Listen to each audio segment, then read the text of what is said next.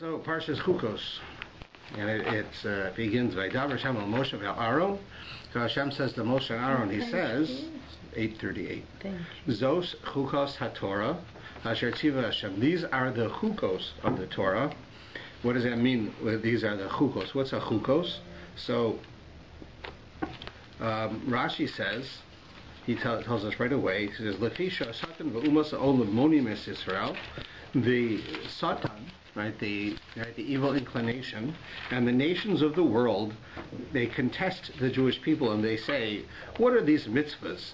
What's the reason of these mitzvahs that you do? Therefore, it says in the Torah, these are the chukos. That is gezerahi. This is a law. And you have no permission to question it.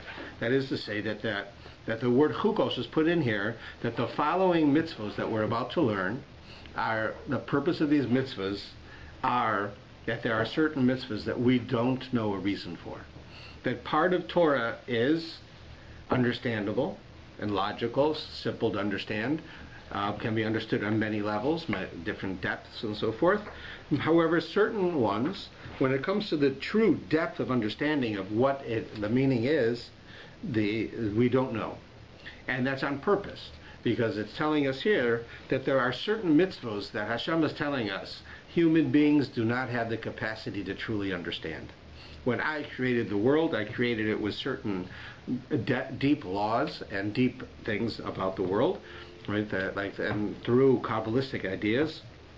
Therefore, some of it you'll understand, some of it you won't understand. And by definition, there are certain, you have to come to the conclusion that this is a reality.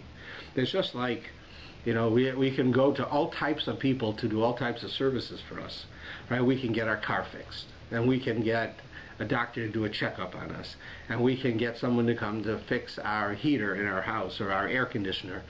And now, the fact that we have all these things and we use all these things, it doesn't mean that we necessarily understand how they all work. I can still drive a car and have no idea how an internal combustion engine works, but nevertheless, I can still drive it. I pay someone to fix it if it doesn't work right. That is that there are certain things I do that I have trust that there is an answer for. I just don't know the answer. I don't know necessarily what a doctor suggests I take a certain pill in order to alleviate a problem, why this pill helps that problem. I mean, he might tell me it thins your blood, you need to have thinner blood, but why do I need to have thinner blood, and how does that pill give me thinner blood? I have no idea, and I don't even care to find out. But I do know there's an answer. Nevertheless, I put my trust into certain things. Part of that same idea comes in the keeping of the Torah. The overwhelming majority of the Torah and of Yiddishkeit, of Judaism, is that we understand it. We may not understand every reason and all the depth, but it makes sense. It's not absurd. It's not a religion that forces you to believe something that is impossible to happen. It's not a religion that's based on faith, but there is an element of faith. And that faith is that there are certain things that Hashem does which we do not have the capacity to fully understand. Most of it we do, but some we don't. And that's an important point. The Torah tells us that part of our belief system is that we have to accept that human beings can only understand so much. There are certain things we won't. So therefore it says that the nations of the world come and they say, what kind of a crazy mitzvah is this? Now, they ask the question, what aspect of this mitzvah, of the paraduma we're about to talk about, the red cow, what is it that's so odd? So what does it do? First thing is, the paraduma is a cow, and there's rules about this cow. We'll talk about them in a minute.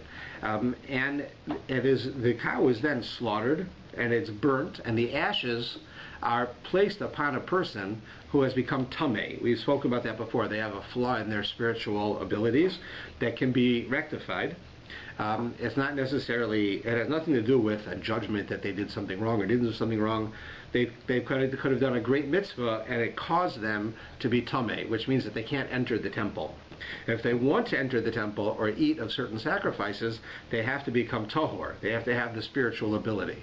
The way that you can get this at the highest level is through being sprinkled with these ashes. So all of that is reasonably understandable. However, there's one law on here that is hard to understand, and this is, according to most commentaries, the aspect that we're speaking about.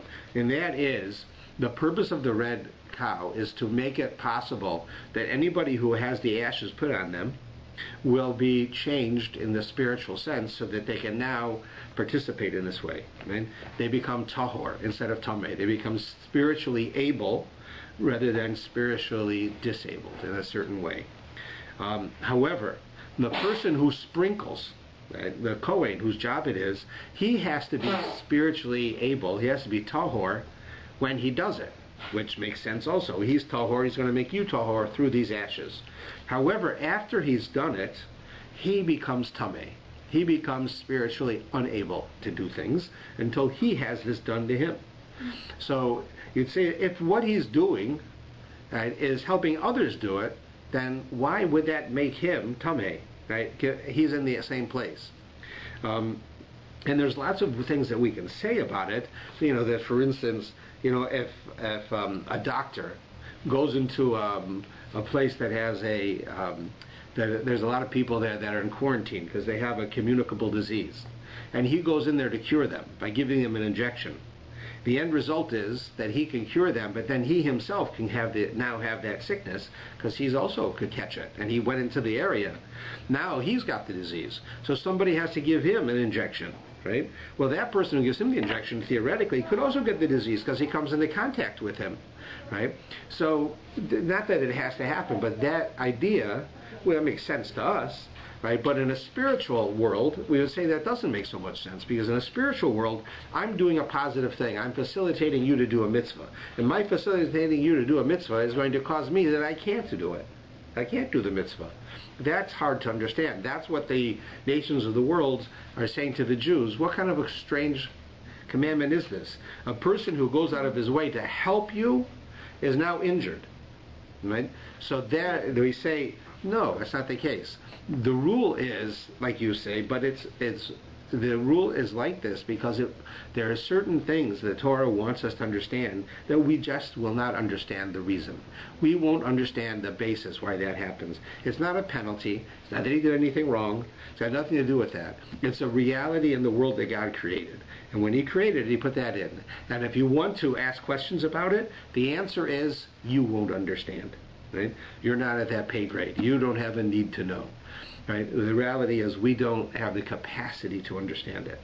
And therefore that's something important, that there are certain things that happen in the world that we just will not understand.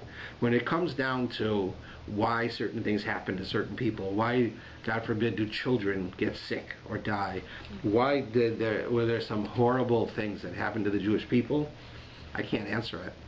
But does that mean, because I can't answer it, that it's not just, or that it's not true, or that it's a flaw in Judaism? Or is it just there are certain things that I don't have the answer to? The humility that it requires me to have to be able to say, I can only do so much, I can only understand so much, is an important aspect of being a human. And that's one of the ideas behind that.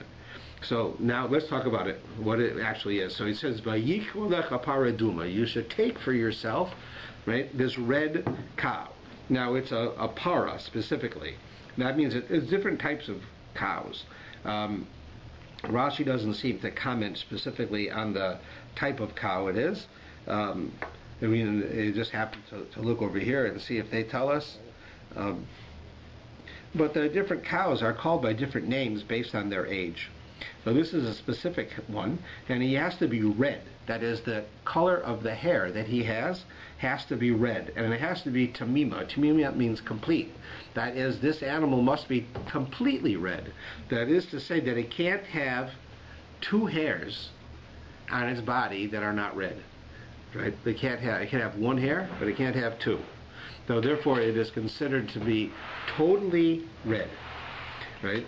And ein ba mu, it can have no flaws. It can't be missing an eyebrow. It can't be missing a toe. It can't be having a spot. It can't have anything wrong with it. It has to be perfect example of what a cow would be. And asher lo al aleha ol, and it should never have had a yoke placed upon it. That is to say, this animal should never have been used for work. Right? You take a cow, right, an ox usually, you put a yoke on it and you have it plow a field. Right? You can't do this animal, if someone had done this, let's say, it's born in Israel and a non-Jew, right, gets it. What does he know about a paraduma? He has no mitzvah of a red cow. So he has a red cow. Okay, it's a red cow. It's an interesting thing to tell my friends, but he has a cow. He has to feed it. He has to make it worth something. So he works it. As soon as he puts a yoke on it to work it, we cannot use this anymore. So that's one of the integral laws of it. And then it says that you should give it to Elazar the Kohen, and he kills it, and he sprinkles the blood in this way, and then he takes the ashes, and he does it. Right, as I said before, he does all of these things. And that's really the story of the red cow. There is much we can learn from the wording, right, of what goes on here.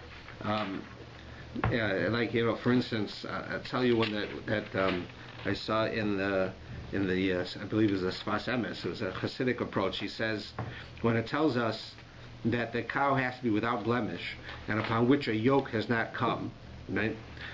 So in Hebrew, right, it's similar. It says Asher Ein Ba Mum, right? It has to be Tamima Asher Ein Ba Mum below Aleo. It has to be completely without any type of flaw, and it hasn't worked.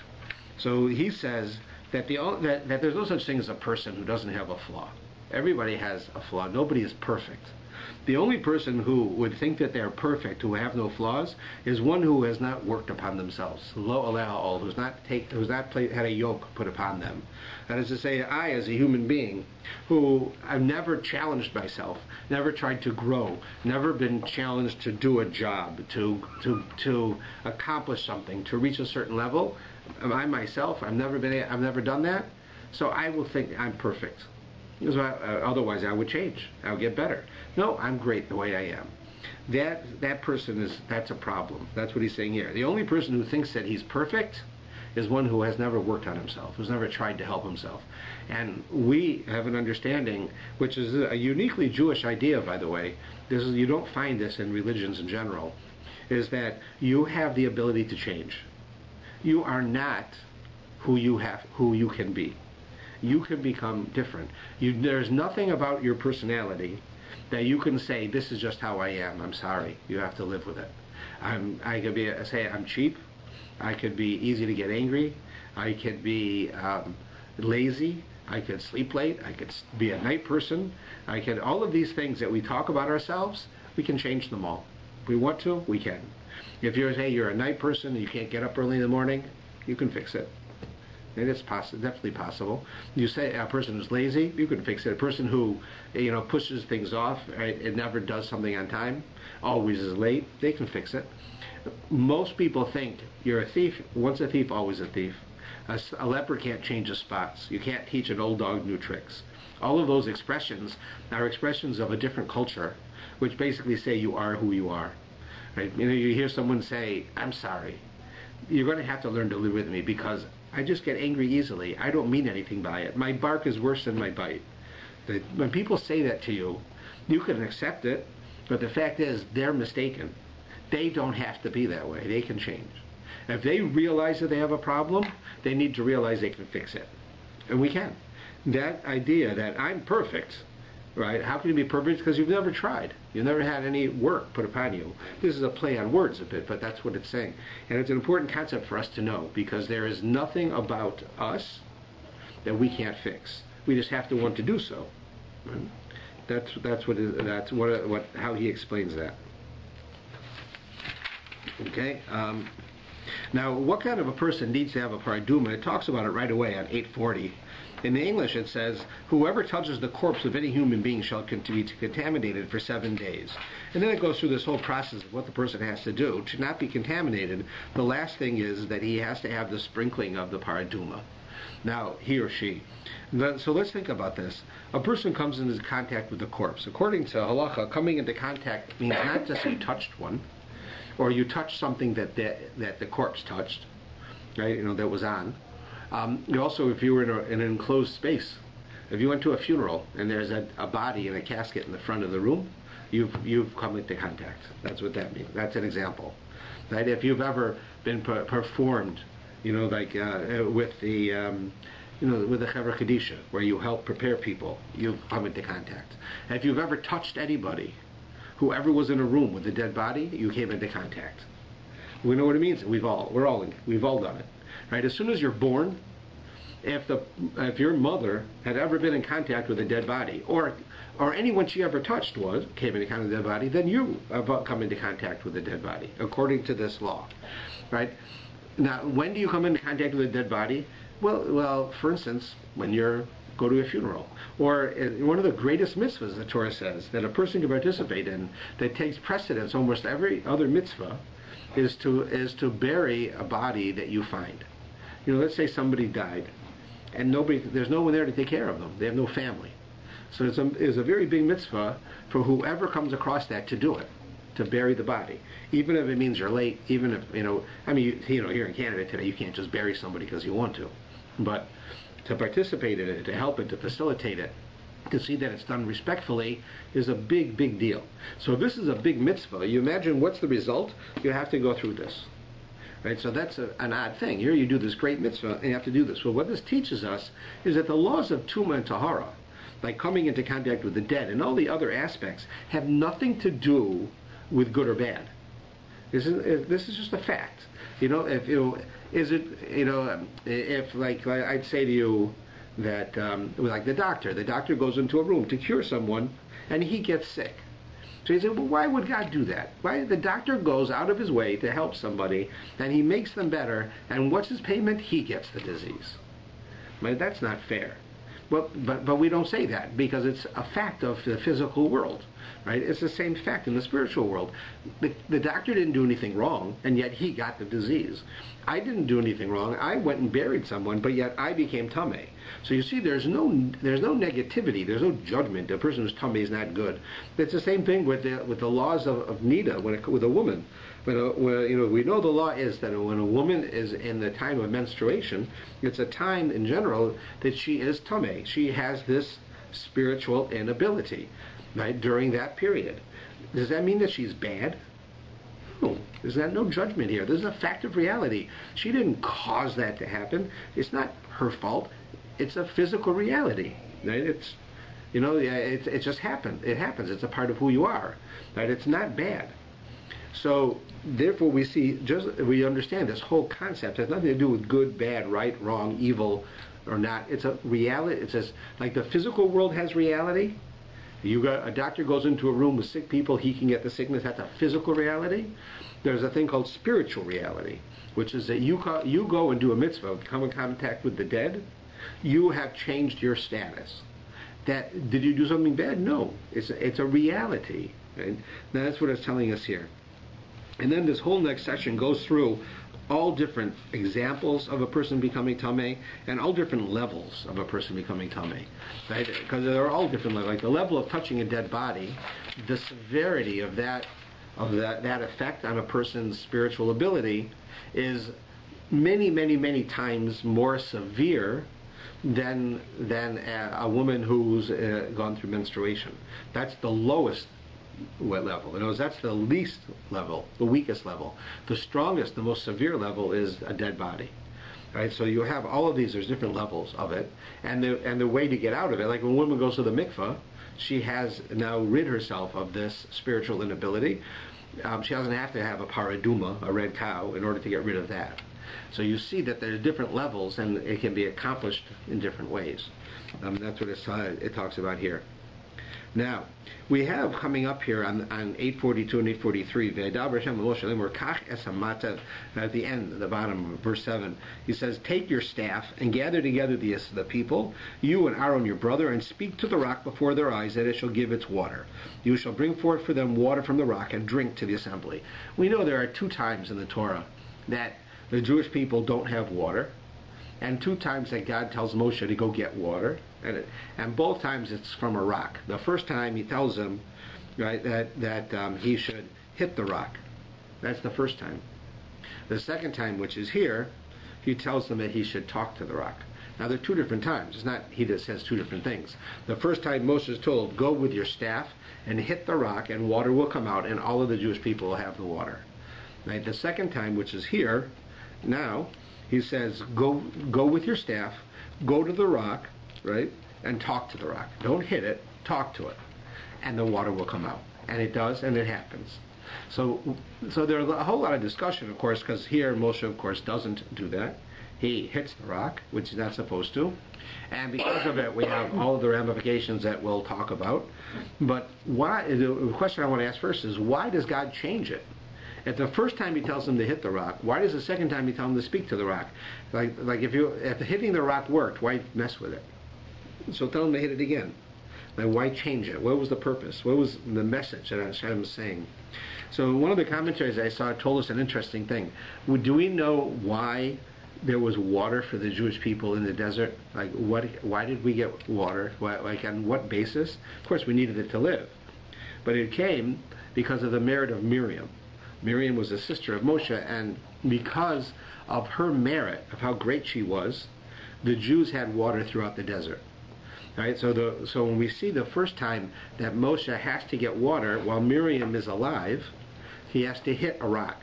Why hitting a rock? Well, it's pretty natural. If I would tell you that there's water in this rock, let's say this rock is hollow, and it has a shell of stone on the outside, you go up and take a hammer and hit it, you break a hole in the rock, the water comes out. It's natural. That might be miraculous, but it's not as miraculous as my going and talking to a rock. If I go to the rock and say, okay, water, come on out now, and the water comes out, that's pretty miraculous on many levels. But for Moshe to hit a rock, you could basically say, well, the water was there, it was just behind us, and he smashed it, and now the water comes out. It's pretty natural. Right? So the first time he does it, it's a more natural miracle. The second time, when he's supposed to speak to it, it's a more apparent miracle because there's no physical contact. Right? He doesn't hit it. And since the first time he does it, it's in the merit of Miriam. The second time he's told to do it, right, which is here, Miriam is dead. She's already died. Right? We see in the parsha she died. So here he's told that he should talk to the rock. And the difference is that in the first case, when Miriam's still alive, Miriam was a great person, but she wasn't Moshe. Moshe was the greatest prophet who ever lived, and Miriam was a great prophet. I should come, to like a toenail of Miriam, and I don't even come close. She was extraordinarily great, but she wasn't Moshe. And therefore, in the case of Miriam, God says, you have to do this in a way that appears natural. It's a miracle that there's water there, but you get the water out in a way that seems natural. Take your stick and hit the rock. It'll break it open and the water will come out. People will be able to understand it that way. Why? Because this isn't the merit of Miriam, who was a prophet, but when it comes to you, Moshe, doing it because of you being a prophet, after Miriam dies later on, then in our parsha, he says, then I want you to talk to the rock.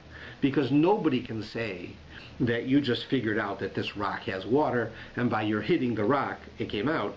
You're talking to it. It has no physical impact on the rock. So it's clearly a miracle, because you're on a higher spiritual level than Miriam was. You are a greater prophet. The miracle of talking to the rock is greater than the miracle of hitting a rock. Therefore, I want it to be understood that Moshe, you're greater. That's why when Moshe hit the rock in this week's parsha, rather than speaking to it, he's punished greatly for this. That you didn't follow my word, that you basically embarrassed God. How is it that the case? Because he equated himself with Miriam. Just as Miriam, you had to hit the rock, with me you have to hit the rock. Right? That's one of the answers, and it makes a lot of sense that that's what happened. So we have this story, and if you go on in 844 and 845, he says, Moshe took the staff from before Hashem, as he was commanded, and Moshe and Aaron gathered all the people together in front of the rock, and he says, listen now, O rebels, shall we bring forth water for you from this rock? And then he raises his hand and he hits the rock, right? And the water comes out. Now, there are other commentaries who say that Moshe's comment here was really the problem. In other words, the fact that Moshe hit the rock rather than spoke to it means he didn't listen to what God told him to do. He did something that was not as amazing. Now, was he punished greatly for this? So many of the commentaries say, yeah, he was, simply for that. Some of the commentaries say it wasn't really for the fact that he hit the rock rather than spoke to it that he's punished. It's more so because of what he calls the Jews the rebels. In other words, listen now, you rebels. He's speaking to them in an aggressive manner. What's with you guys? We go through the desert. He said, imagine this. Moshe says, you're slaves in Egypt. They're killing you. I come and with God's will, and you're free, and you become free with 10 plagues that are all miraculous, and the entire Egyptian economy becomes destroyed. Then they come to get you, and God with me, but God does it. He splits the Red Sea, and we go through it. We get out on the other side. It closes. They're all dead. Now Egypt, the most powerful country in the world, is gone. That's like America declaring wars on the accountants in Ontario. And the accountants in Ontario go to war with the Americans and they win. Right? That's what it's like. A bunch of the entire Egyptian economy, the entire Egyptian country was destroyed by the Jews. Right? It was really God, but apparently to the physical world it was by the Jews. And they were a bunch of slaves. Right? It's an enormous thing. Then I give you the Torah. And then you have all the miracles of getting the Torah. And now we're in the desert, and you're complaining and complaining and complaining. Do you think God really wants to kill you after what he did? You think he's going to make it that you have to have water and not give you water? So he says, you guys, it's enough already. You're a bunch of rebels. No matter what we do for you, you're never happy. Hey, that sounds familiar? That's what he's saying. So that, the commentaries say, because Moshe allowed himself to become angry with the Jewish people, right? When he should be more like a mother who understands her child is going to do these things. Children are self-centered. Children are only interested in themselves, right? Because they're children, not because they're bad.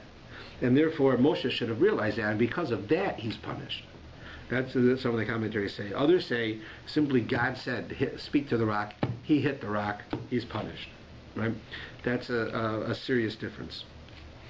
And then it says, so the water came out and the Jewish people had water.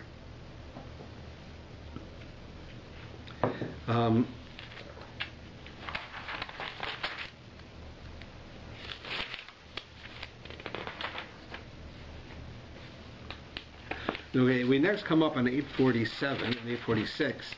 We have the beginning of the story of the death of Aaron. Miriam has already died. Beginning at the end here, this is Vayisu Mi Kadesh ve'avo b'nei Israel kol Ida Hor Ahar. The day went from Kadesh. Jewish people went, and they went to a place called Mount Hor, and there Hashem says to Moshe and Aaron, right? This place, Aaron will be gathered to his people. That's Aaron's going to die. He will not enter the land of Israel because you defied my word. Right? And Moshe didn't do what he was supposed to do. He hit the rock, or he spoke badly, whatever it was. Take Aaron and Elazar and bring them up to this mountain. Take off the special clothes of the Kohen that Aaron's wearing. Put them on his son. His son is going to now take over, and Moshe and Aaron will go there, and he will die. Then it says Moshe did as Hashem told him. They went up to this mountain. Right? Everybody saw. Moshe changed Aaron's clothes and put them on Elazar, and Aaron dies there. Moshe and Elazar come down from the mountain, leaving Aaron buried there. And when everyone saw that Aaron had died, they wept for Aaron for 30 days. That's what it says. So this is, of course, the story of the death of Aaron. Aaron was, without question, in the eyes of the Jewish nation, the most beloved person. Much more beloved than Moshe. Moshe was a leader. He was a king. He was a lawgiver. Moshe, let us say, for our conversation, I can't really say this unequivocally, Moshe was black and white. He was like a judge. What you did was right or wrong. That's it. And he would look at you and say, listen, either you're going to act correctly or you're not. This is the real world. You're either going to keep Shabbat or you're not going to keep Shabbat. Don't go giving me stories. God told us this. He gave you the ability to do it. He commanded you to do it. And Moshe was that's how he was. He wasn't gray area. He was not compromised. He wasn't bending. He said, this is the word of God. This is how we have to act. And that's how he did it. That was Moshe's approach to everything that he did, was in that way. And Aaron was the opposite. Aaron was known as a compromiser. See, Moshe was truth. Moshe is truth. The Torah is true. We say this all the time. Truth is, if I borrow $10, let's say I borrow $10 from you, and then you come to me 6 months later and you say, okay, it's time to pay me back. And I say, I did pay you back. And you say, no, you didn't. So we go to the court, and the court says, okay, I'm going to give you a choice. You can have judgment or compromise.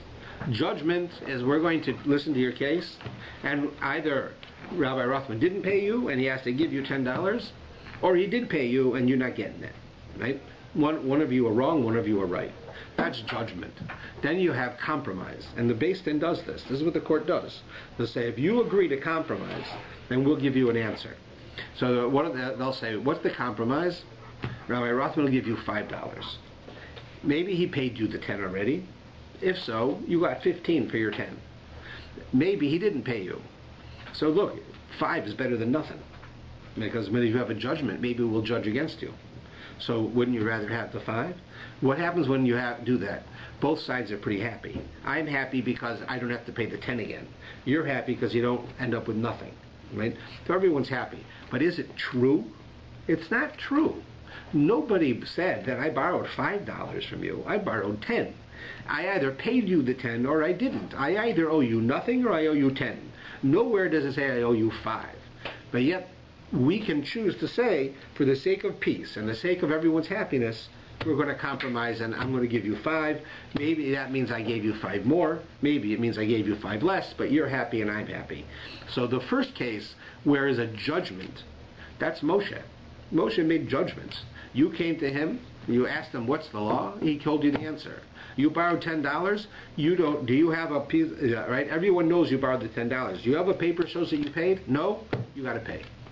So you lose, you got to pay. Aaron was the master of compromise. When you would go to him with a question, he'd say, sure, I can tell you the law, but how about a compromise? Everybody should be happy. How about he gives you $5? Nobody says that he borrowed 5, but I give you, now everybody's happy. So which of those two people are going to be more loved? Of course, Aaron is going to be more loved, because Aaron caused everyone to be happy. Now that's just one example. He did many things where his whole approach to life was to unite people. They should be happy. They should, live a Torah life and follow Jewish law and follow everything about the Torah, but they can do it in a way where they'll be compromising and happy. Right? You can compromise to a certain extent within halacha. Let's do it. Right? That was his approach. Because of it, it says here that the entire assembly mourned him for 30 days. If you look in the book of Joshua, which we read this Haftorah, when we finish reading the Torah for the year, on Simchas Torah, it tells you the first chapter of Joshua, and in there it says that when Moshe died, only the men mourned. It said the men mourned him. The women didn't mourn him because he wasn't beloved. People didn't love him. They respected him. They were in awe of him. He was an extraordinary, super person, right, who led them. They all had affection for him, but the first thing when you thought of Moshe was not love. First thing was awe, was amazing how a human being can become like him, was thanks, gratitude for saving them, right? All of these things they had, but love, that was with Aaron. They loved Aaron. So when Aaron dies, it says everybody mourned for him for 30 days. When Moshe, it doesn't say that, because Moshe was different. Aaron was beloved. Now, our goal in life is not that everybody should love us. That's not our goal, right? It's a nice thing to accomplish, but it's not our goal. But our goal in life, of course, is to cause happiness, to cause goodness. And therefore, what Aaron did was something that we should try to accomplish ourselves. We should try to unite people. We should try to work together with people. We should try to make people feel, happy, and try to get rid of divisions. Right? So if I go and I make a judgment and I say, okay, you're not getting the money. You already got paid. We don't believe you, and therefore he doesn't have to pay you. You're going to be mad with the other guy. You're going to be mad with the court. You're going to be upset. Right? That doesn't help you be a better person. It doesn't help you be happy. It doesn't help you be feel close. You're going to get angry at the judges. You're going to get angry at the other guy. So therefore, the way of Aaron is more effective as a tool for the Jewish people to unite. The way of Moshe was the true way, but not necessarily the best way. So they're both correct, but they're different approaches. They both accomplish things. Some work better with different people. Some people are very black and white, some people are not. Aaron's way always works. Right? Everybody will always happen. It might be that I think, I'm so sure that I paid you back that $10 that of course I'm going to have a court case. I'm not going to compromise. I should pay you 15 because I already paid you 10, and you're a thief. You're stealing money from me now. So I'm going to. There are people like that who will say, I don't want to compromise. I want a judgment. And they may or may not be right in their judgment, but they want a judgment. But in general, the average person wants compromise because they want to get along. If you lent me $10, we must have been friends. Now, if we're going to court, we're not friends. Don't we want to be friends? So Aaron's way will make us friends again. The other one won't, right? Because look at it this way. If I say I want judgment, that means I don't want that much. I don't want to pay you again. If I'm smart, what would I do? Before it even got to court, I'd say, for $10, I'm going to lose your friendship. You know what? You're right, I forgot. I didn't pay you. And I'll give you the $10, even though I did give it to you. And I believe I gave it to you. I'm not even going to say it. I'm going to just give you another $10. Because I'm going to lose my friendship for $10? So by virtue of the fact that we're going to court in the first place, it means I'm not prepared to do that. So compromise is going to be better so that you're united and you're friends at the end.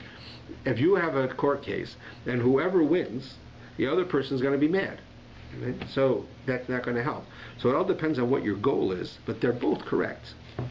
Now, we just finished Aaron dying. What happens next? Immediately we begin chapter 21, Vayishma Kanani, and the Canaanites heard. What did they hear? So the commentaries say different things, but what makes the most sense is they heard that Aaron died. They heard that Aaron died, and they come now and attack the Jewish people. Now there's another place in Bereshit where it's a very interesting thing. It also says, and the Canaanites heard. And when was that? When Avraham and Lot have a disagreement, and Avraham sends Lot away. Then it says, Vayishma Kanani, the Canaanites heard. They heard that Abraham sent away Lot, and again they become antagonistic to Abraham. The point being, the Canaanites show up, right, in all different times. The two occasions that we see that they're showing up that we're talking about here, they see that there's trouble with the Jewish people. In this case, the one person who dedicated his life that people should be at peace was Aaron, and he died. That means there's going to be trouble. Because if you needed Aaron to make peace for his entire life with people, if he stops doing it, there's not going to be peace. So as soon as the Canaanites hear there's trouble, the Jews are fighting with each other, now we can get them. Because if the Jews are united, you can't beat them. God's with them. As soon as the Jews start fighting, they don't get along with each other, God leaves them. And therefore we can attack them.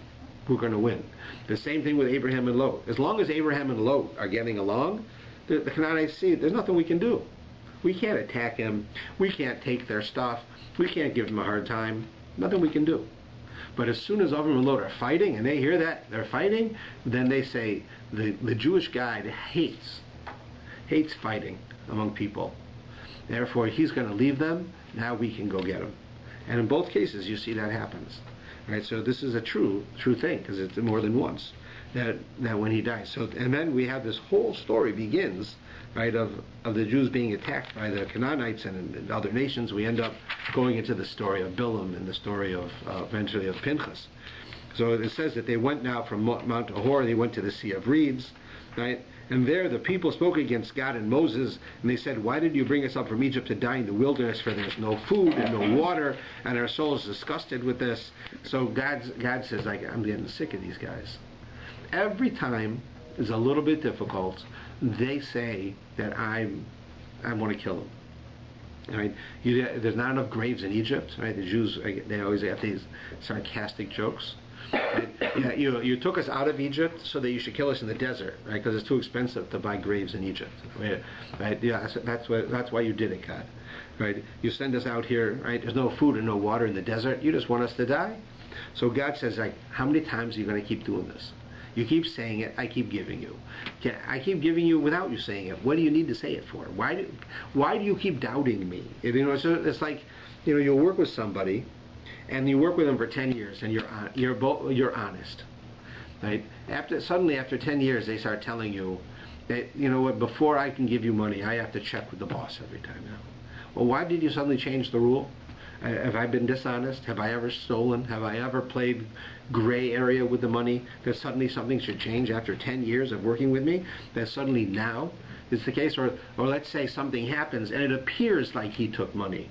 Would you not say that working with me for 10 years where we're dealing in cash and I always give you all the cash, I never a penny missing for 10 years, and suddenly now somebody raises a question, I'm not here to defend myself and to tell you what happened, and you presume I stole it? Isn't that ridiculous?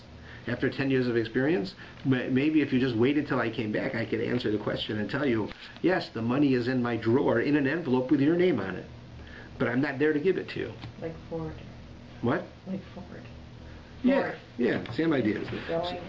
Right, so the fact is that's what's going on here. The Jewish people, every time they turn around, keep saying, God just wants to kill us. He doesn't want us not to be successful. There's no food, there's no water.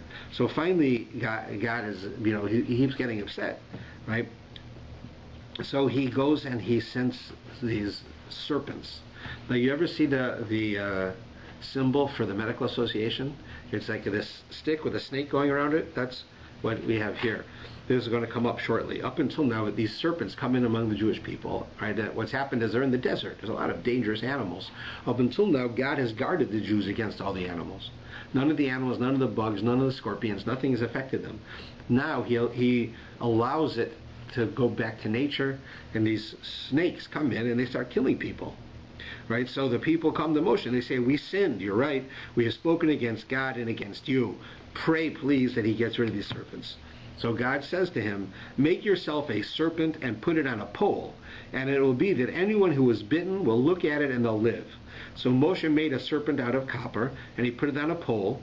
So it was that if the serpent bit a man, he would stare at the copper serpent and live. So that would be, like you imagine, a snake comes in, bites somebody, they're going to die. It's a poisonous snake. He looks at the snake that Moshe made, and he's cured. Right? That's what he did. So the idea was that's the symbol, the snake on the pole. That's the symbol of the medical association. They use this idea of curing, right? And that's what we do. We cure, just like God cures. With the help of God, we also cure. And the snake is the symbol of that. But what's an interesting point is that the same thing that made them sick made them better. The snake bit them. And then Moshe goes. God doesn't tell him, right? God tells him, make a snake. The same animal that bit them and made them sick, the same animal can bite you and make you better.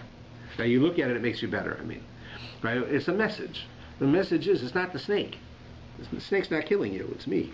God's saying, you got to cut it out already. How long are we going to go through this? You are the Jewish people are my people. I love you. I am here to take care of you. You are going to be the spiritual leaders of the world. Right? And part of your preparation is going through this. And if every time you go through this you fail and you keep going back to the same old stuff, right, you're not. I can't use you. You can't do it. You've got to get beyond this. So finally they do it, and they keep doing it. This time God says, "All right, I'm going to just get rid of you." And He sends in these snakes to die. And then He said, then the people repent. So God says, oh, "Okay, they got the message." So now, you want to know something? If you look at this snake that Moshe has, you'll get better. So the same snake that made you sick makes you better. Why? Because it's not the snake that made you sick, it's me. I'm telling you, you've got to stop this already. I can take care of you. I can give you water. I can give you food. And I will. I'll take care of you. But you don't have to have, it's like, the guy who feels he's poor because he has no money in the bank. But he gets, $5,000 a day, he just spends it. But he has no money in the bank. But he never has to worry about anything because he gets $5,000 a day. Right? He has all the money he needs, right, every day. Whatever his bill is, he can pay it. He wants to pay his mortgage, you can pay it. And then he's got $5,000 every single day to spend, and he spends it every day. But he's all worried. What am I going to do tomorrow? I have no money for tomorrow. He goes to bed. He's got no money. There's no money in the bank. Right? He knows tomorrow he's going to wake up and there's going to be $5,000 on his doorstep. But he's worried. Well, how am I going to live tomorrow?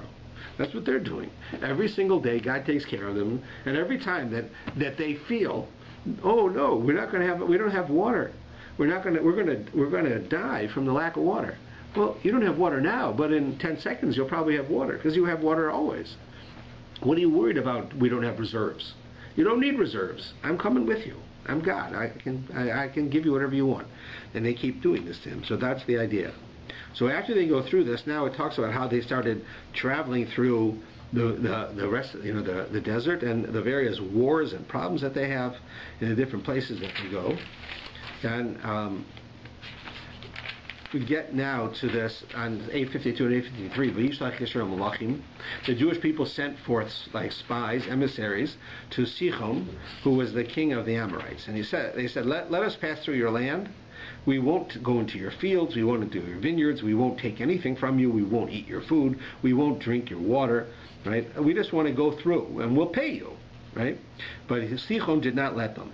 And he assembled all of his people, his army, on the edge of the country to stop the Jews from going in, right? And he went to war with them. So the Jews fought back, and of course they won because God was with them. And right, and the Jews, they took over this entire area, right? They took it over. Right? And it says how they took it over.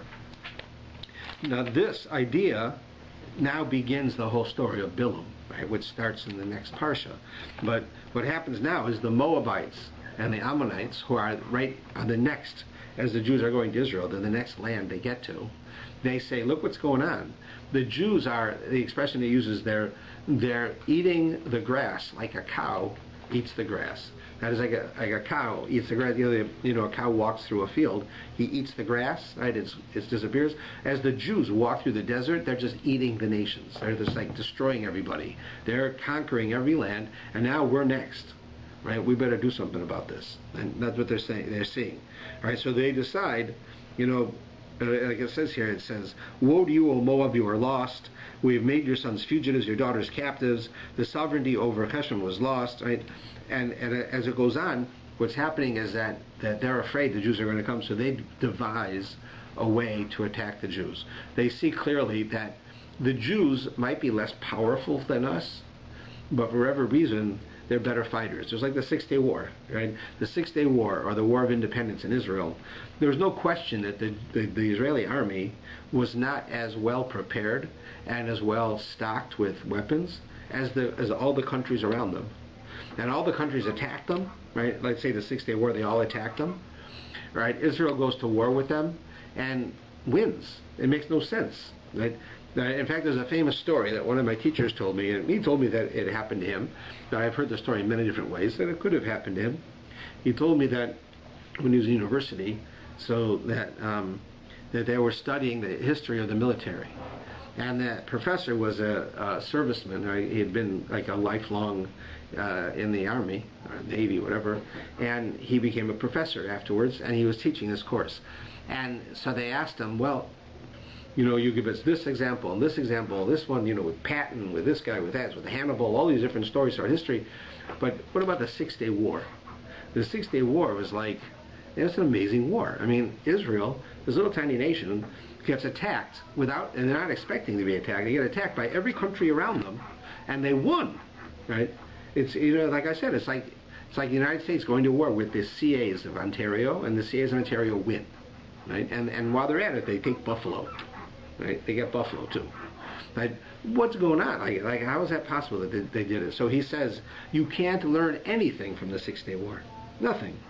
There's nothing to learn. He said, there was no great military tactics that the Israelis did that nobody else could do. It was totally miraculous. If you want to believe in God, you can call it a miracle. You don't want to believe in God, you call it luck. But the fact that Israel won this war does not teach us anything. That's right, because it wasn't normal, and therefore I can't use it as an example. And that's the same thing here. The fact that the Jews going through the desert are destroying one nation after another, who are military countries, and they're going through there, right? They're trying to stop them, and they're saying, okay, we'd like to be at peace with you. We'll walk through your country. We'll pay to use your streets to be able to get to the other side. We'll pay for food from people who come to sell us food. We'll help your economy. And they say, no, we don't want you. So then, okay, well, we're going. And they go to war. And they win every time. Right? So now the Moabites and the Ammonites have to figure out how are we going to do this? How are we going to go to war when Israel is so powerful? They're small, and they don't seem to be very well organized, but they keep beating everybody. So they said, well, clearly this is a spiritual war. This is not us against them. This is us against their God. and their God is much more powerful than us. Therefore, the only way we're going to be able to win this war is that we have to wage a spiritual war. So that's why they go and they hire Bilam, who's a prophet, who will assist them in the spiritual world to attack the Jewish people. When you do Bilam, you'll see that that's what he tried to do. He failed, but he also gave them advice that the Jewish God hates immorality, and the way that you get their God mad at them is by having inappropriate intimacies. Right? In other words, that entice their men to have relations with other women, and then their God will be upset with them. And when you go to war, you'll be fighting them, not their God, because their God's mad at them. Right? That's what he advised them to do, and that's the story of Pinchas. Right? That comes up then, but it all starts here, right? So it says at the bottom of the page, the Jewish people, they considered traveling, and it ends the parsha with that. That they concluded that they're traveling, and now they're going to go and they're going to meet up with Balak, right? Who is he's the head of the Amorites, but the Amorites had conquered the Moabites, so he was the head of both. Now he's the head of both of these things, these countries, and they're going to go to war. They want to go to the war with the Jewish people, and they try to find a way to accomplish it. Right? And that's because they see a physical war is not going to work. It has to be a spiritual war. And that concludes it.